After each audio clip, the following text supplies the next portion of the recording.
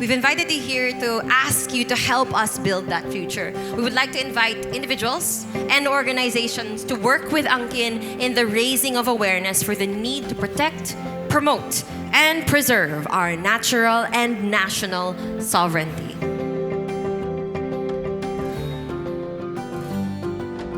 We need this kind of organizations na magsalita or mag-spread ng awareness. Kasi mas maganda po na mga civilian entities ang nagkukwento.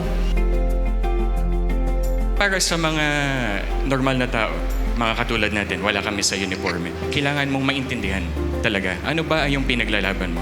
Kung pwede po, bawat Pilipino, we have to show ownership to our West Philippine Sea.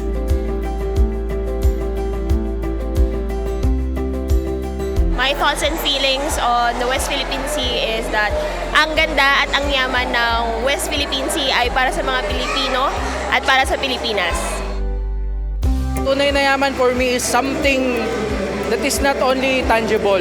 We consider something as tunay na yaman, then we definitely will fight for it. We are on our way to really knowing what to do with these resources, what to do with our environment, how to take care of it. I don't think anybody can take care of the Philippines better than Filipinos.